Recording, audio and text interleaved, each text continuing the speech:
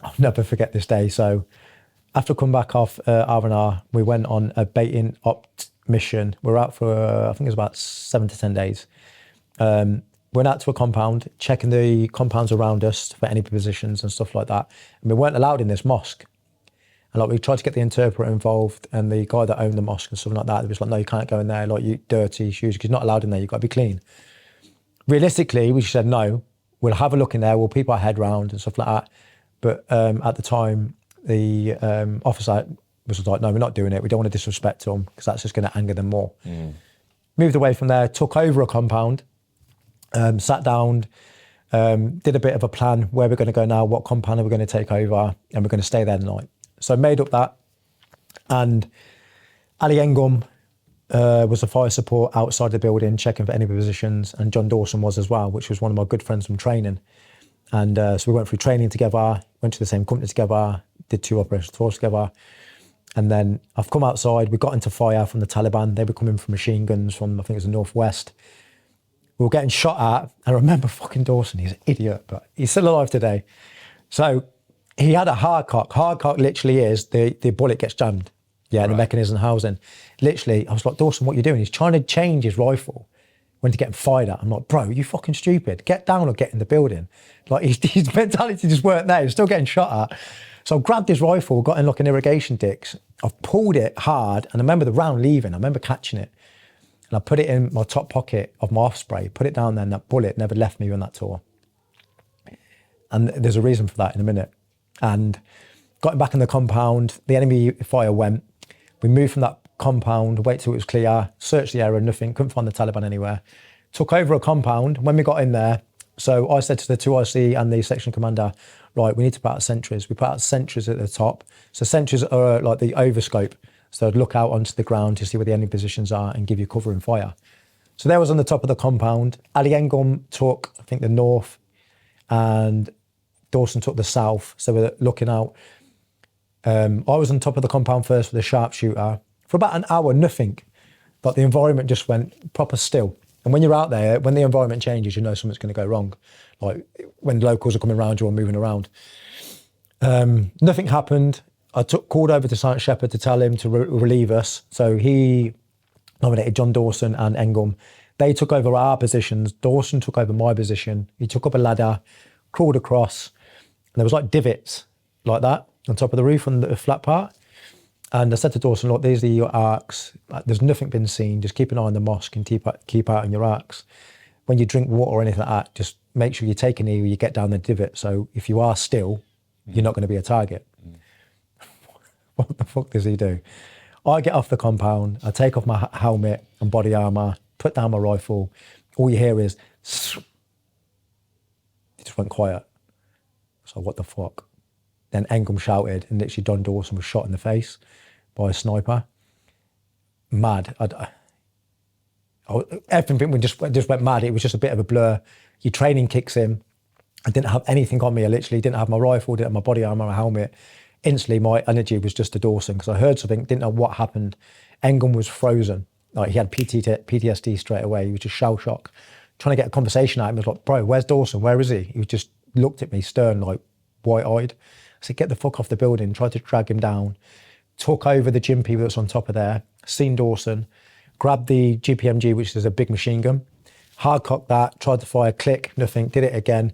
Weren't working. I was like, fuck. Threw that down off the building. Grabbed the SA-80. Tried to do that. That was hard cock. Still getting shot at by the Taliban. Like, there was bullets all around us. I was like, bro, I'm dead.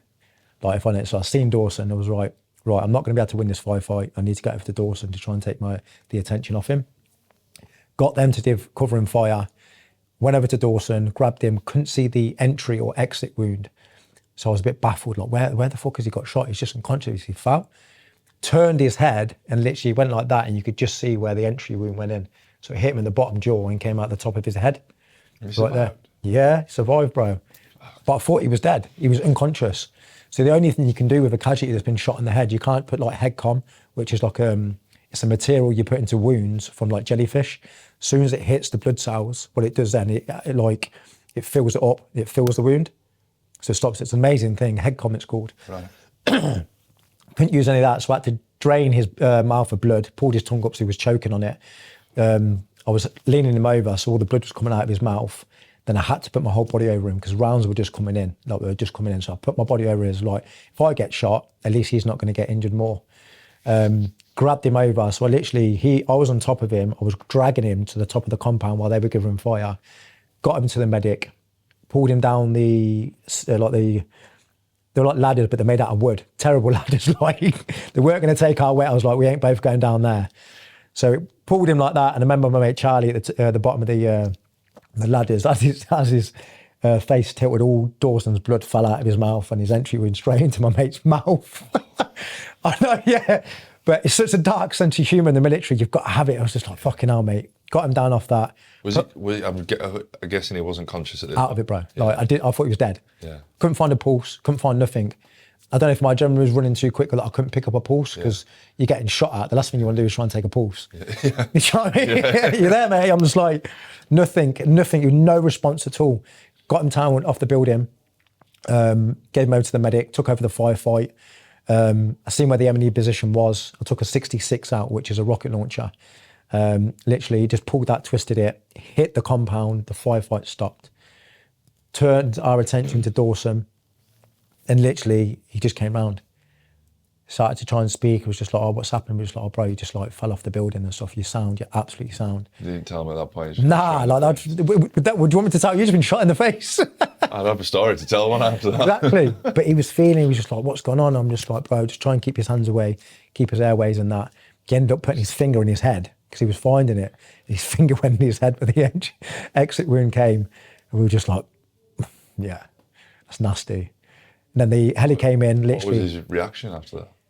He was sound, bro. He didn't know because he couldn't feel it. You'd fucking freak yeah. If you knew, he just thought, because when you feel a wound, you don't really feel how deep it is. I suppose, yeah. Do you know what I mean? But then, like, you see his eye move and that, and you're just like, yeah, it's a bit like, like, yeah, fair one, bro. Then literally the heli came in straight away. Literally did a handbrake turn, bro. You don't see them. The Mercs are amazing. Come in straight down. Took him outside, got him on the helicopter, got him away, and that was the last we've seen of him. So this is where the dynamic changed. Obviously, everything changes. Like the firefight, there was nothing coming in. There was show of force, so the fighter jets come down, they do flares, everything dispersed, and there was no like kinetic energy, that we couldn't feel anything. About an hour passed, so we still had to keep sentry on top of the building. And it was about 4 or 5 o'clock in the morning when the sunrise, and we couldn't see anything really.